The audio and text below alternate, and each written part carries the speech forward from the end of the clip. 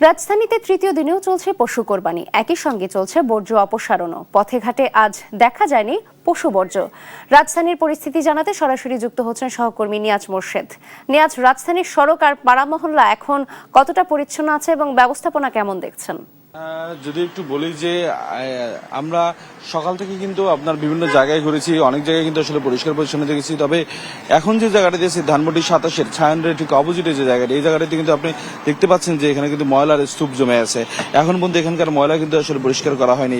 যদি একটু বলি যে গতকাল কিন্তু প্রধানমন্ত্রী কিন্তু আপনার ধানমন্ডিতে আপনার এই ময়লা থাকার কারণে সিটি কর্পোরেশনের উত্তর এবং দক্ষিণ দুই সিটি কর্পোরেশনের দুজন কর্মকর্তাকে কিন্তু বরখাস্ত করেছেন। কিন্তু তারপরও আসলে এই যে এখানে এসে দেখলাম যে ময়লার স্তূপ, এটি আসলে আপনার এখানকার যারা স্থানীয় বাসিন্দা তারা বলছেন যে এই ময়লাগুলো আসলে আপনারা নেওয়া হয়নি আপনার গতকাল থেকে। এবং সেই যদি আর একটু যদি বলি, তারা আসলে অভিযোগ করেছেন যে এই ময়লা নিতে হলে পরিচ্ছন্নতা কর্মী যারা রয়েছেন সিটি কর্পোরেশন তাদেরকে টাকা দিতে হয়, এবং টাকা না দিলে আসলে তারা এই ময়লাগুলো নিয়ে নেন না।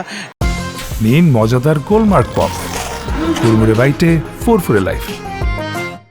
এমনটি আমাদেরকে আসলে জানিয়েছেন। এবং দেখতে পাচ্ছেন যে এই মুহূর্তে কিন্তু এই যে আমাদের ক্যামেরা দেখে এখন এই মুহূর্তে কিন্তু সিটি কর্পোরেশনের লোকজন আসছে আপনার, আর এখানে কিন্তু আসলে আপনার পরিচ্ছন্ন করার জন্য।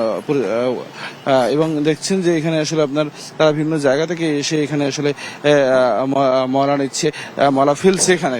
এখানে ময়লা কেন নেওয়া হচ্ছে না এখনো? ময়লা তো সব নিয়ে গেছে, এগুলো হলো ঝাড়ুর ময়লা। আমরা যে ঝাড়ু দিতেছে এখন, রাস্তা যে টুকটাক যেটা সেটা জমাইতেছে যেটি, যেমন এটি আজকে বাইর করছে একজনে, যে এগুলো নিয়ে এলাম। এটা কখন নেওয়া হবে? এগুলা গাড়ি আসতেছে, গাড়ি আসে একটু পরে, এই 10-15 মিনিটের পরে আসবে। এখানে তো আমরা জমাইতেছি না, এখান থেকে নিয়ে যাবো একটু পরে।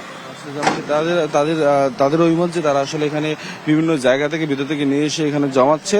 যদিও এটা একটা রাস্তার পাশে একেবারে খোলা বড় একটা সড়ক, সেই সড়কের রাস্তার পাশে আসলে তারা জমাচ্ছে। এটাও আসলে আপনার কতটা আইনগত সম্মত, যেহেতু তাদের এগুলো ডাম্পিং স্টেশনে নিয়ে যাওয়ার কথা, কিন্তু সেখান থেকে না নিয়ে তারা কিন্তু সড়কের পাশে আবার বিভিন্ন জায়গা থেকে ময়লা এনে আবার সেই সড়কের পাশে কিন্তু তারা আবার জমিয়ে রাখছে। এটি কিন্তু দুর্গন্ধ ছড়াচ্ছে, এবং এখানকার যারা আশেপাশে যারা মানুষ যাচ্ছে তারা আসলে অভিযোগ যে দুর্গন্ধের কারণে তারা রাস্তা দিয়ে হাঁটতে পারছে না, এমনটি আমাদেরকে জানিয়েছেন।